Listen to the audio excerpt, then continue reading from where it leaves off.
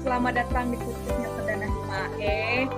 Nah, gue sebagai hostnya, gue mau memperkenalkan diri dulu. Gue Ria Miliana, gue dari Staff Infocom dan ini podcast perdana kita di Himae. Nah, sekarang gue kedatangan tamu spesial nih, gitu. Kalian bisa memperkenalkan diri dulu, apa udah terkenal sebelumnya? Nothing personal ya? Cukup terkenal.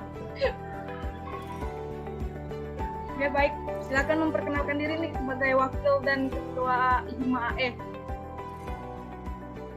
Oke, halo teman-teman. Saya Muhammad Iqbal Rafiq sebagai ketua himpunan siswa STPEK periode 2020-2021 dan rekan saya Yoga Pratama sebagai wakil himpunan mahasiswa STPEK 2020-2021. Yes. Baik. Oh, itu aja ya? Nggak bisa lebih nih, biar lebih dikenal lagi kan? Oh iya, IG saya Yoga. Oh, bisa gitu. Oh, bisa. Yoga Pratama ya. Bisa cari jodoh loh di sini. Iya. Nggak apa-apa. Oh bisa ya? Bisa kok. Yoga udah punya calon kok. Oh, udah cara punya calon. Tapi mau nambah lagi kayaknya. Ya, mau nambah lagi kayaknya calon. Karena perdana nih mulai podcast. Jadi gue mau langsung aja. Tuh. Mau langsung ke pertanyaan nih. Boleh kan? Boleh. Sangat boleh. Ya, menurut kalau Hima itu kan kalau di kampus itu sendiri kan lebih menjurus ke akademik ya. Menurut ke akademik kita. Betul. Nah, kalau menurut saudara Rifki nih, bisa nggak mendeskripsikan Hima itu seperti apa? Oke, ya jadi Fitri dan teman-teman, Hima itu apa sih? Jadi Himae sendiri merupakan suatu organisasi di bawah naungan BEM kampus kita bertindak ini yang tujuannya untuk memfasilitasi mahasiswa baik dalam kegiatan akademik seperti literasi dan edukasi. Himae memiliki 4 departemen. Yang pertama Departemen Riset, kedua Departemen PSDM, 3 PKM, dan terakhir Departemen Infocom yang memiliki program kerjanya masing-masing. Kami juga memiliki program kerja untuk masyarakat umum, tidak hanya mahasiswa, tetapi juga dari kalangan pegawai BUMN, swasta, dan lainnya, yaitu IDEA. IDEA itu apa teman-teman?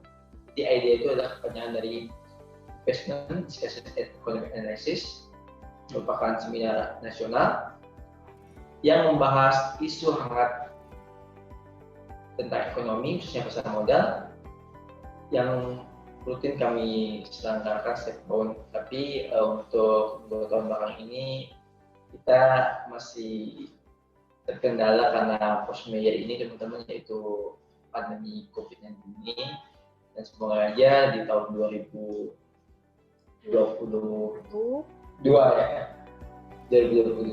bakal terselenggarakan lagi IDEA.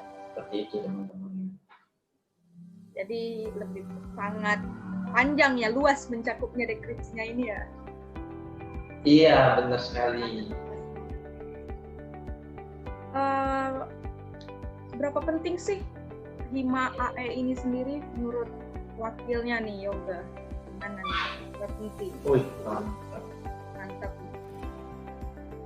ya menurut gua ya pentingnya suatu organisasi itu adalah di dalam organisasi itu lu bisa mendapatkan suatu pola pikir baru, punya teman baru, punya pengalaman baru yang notabene itu yang diperlukan nanti di industri.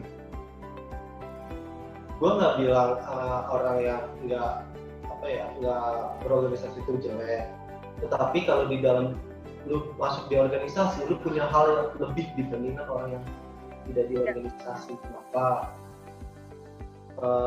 Kalau di organisasi kalian bisa belajar banyak dan kalian bisa menuangkan kreativitas kalian di dalam organisasi tersebut. Contoh nih Fitri yang sebelumnya yang kita lihat dilihat sebagai model, sekarang di himpunan mahasiswa Andalas Efek, Fitri bisa mengekspresikan diri di dalam podcast ini, salah satu program kerja di Infocom. Hal-hal seperti ini kan nggak bisa didapat kalau Anda menjadi mahasiswa biasa di luar organisasi. Ya nggak? Salah satunya itu sih, pentingnya organisasi itu. Tapi ya juga kalian harus lihat sendiri ya, organisasi apa yang kalian akan masuki. Kalau organisasi radikal ya itu nggak bagus. Ya benar. Kan sesuai juga sama diri masing-masing dan kemampuan. Gitu benar. Ya. Iya. Karena berarti nih kalau lu nggak apa-apa kalau nggak ada skill di kelas atau di mana gitu. Yang penting kan lu ada nilai plusnya di bidang lain gitu kan. Yes, ya itu benar-benar. Jadi ini sangat penting, banget. Nah, kalau menurut kalian berdua kan, ini pengaruh di Hima ini kan sangat gede nih kan. Pengaruhnya buat kalian berdua itu apa ke depannya? Dan dampak positif atau negatifnya ke depan itu bagaimana menurut kalian berdua nih? Oke, ini dimulai dari siapa dulu nih? Ketuanya dulu lah. Nah, ketua deh, ketua. Iya. Oke,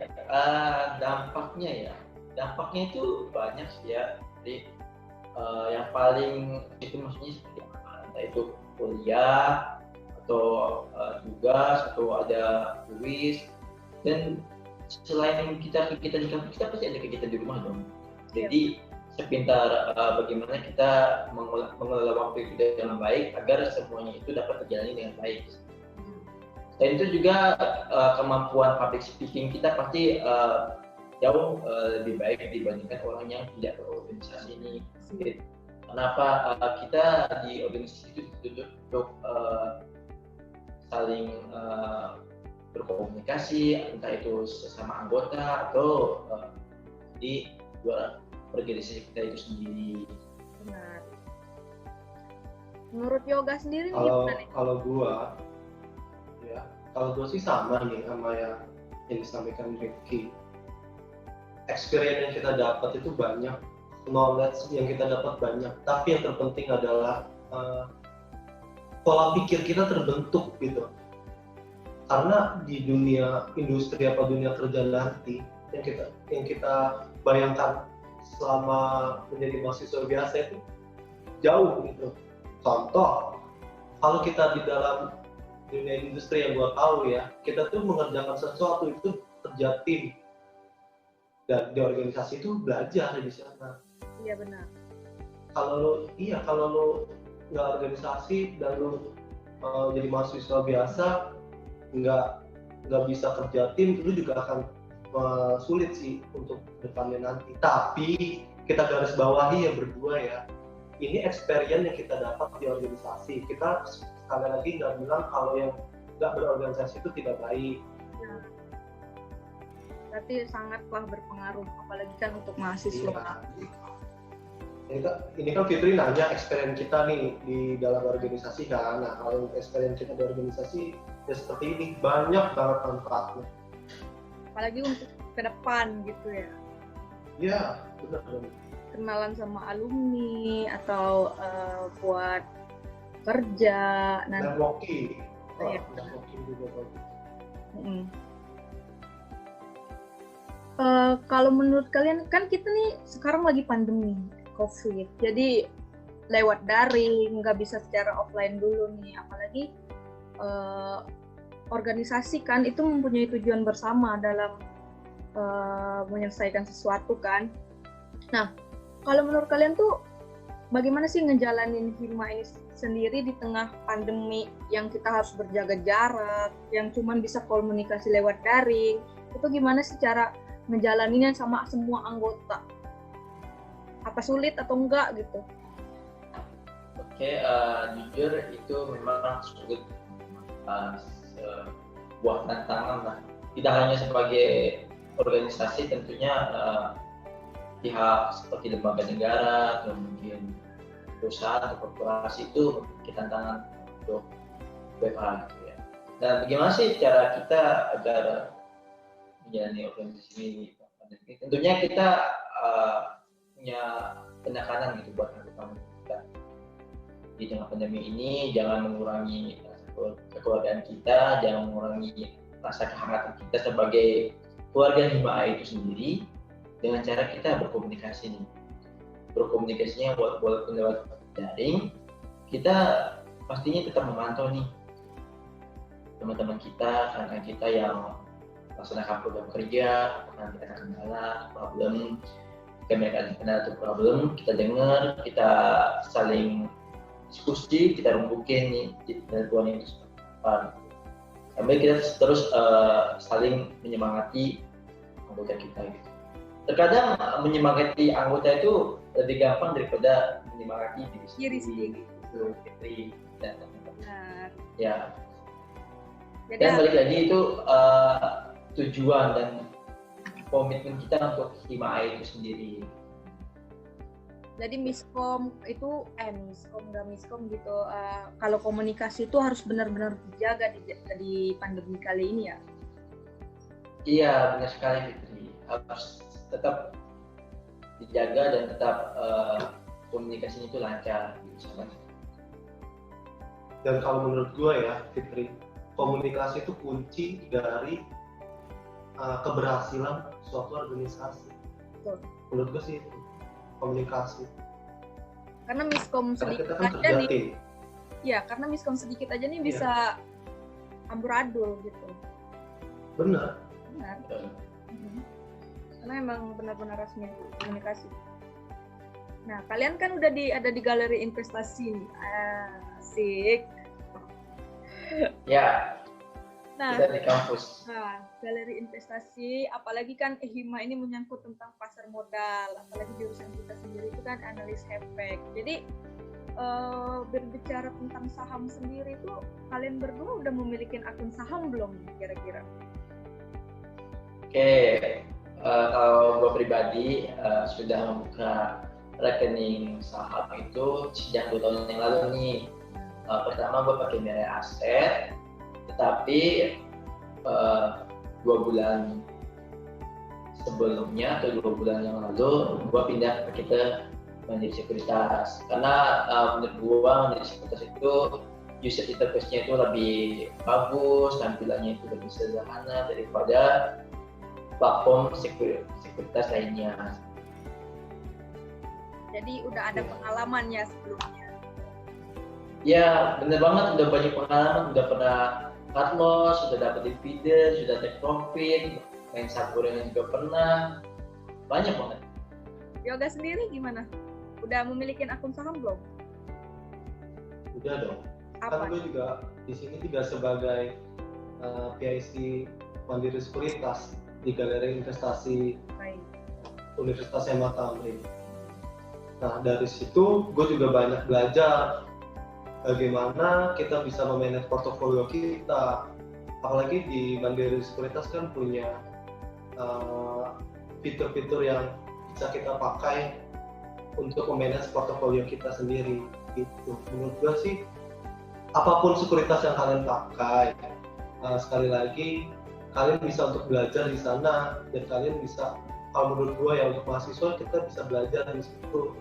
Kita bisa nggak usah mikir untuk cuan atau apalah, jauh gitu nanti. Kalau menurut gue ya, kita masih bisa untuk belajar dulu kita gimana memanage portofolio kita bagaimana untuk benar teknikal, fundamental suatu emiten, ya kan. Nah sekali lagi, balik lagi tadi ke Mandiri Sekuritas, karena gue juga sebagai PIC Mandiri, boleh lah iklan dikit lah ya. Kalau untuk mahasiswa Universitas Hima Tamrin, ya mau itu analis efek jurusannya atau akuntansi perpajakan, boleh aja nih kontak gue untuk bisa membuka akun Mandiri Sekuritas. Ya, jadi tunggu apa lagi teman-teman? Kalau tidak sekarang, kapan lagi?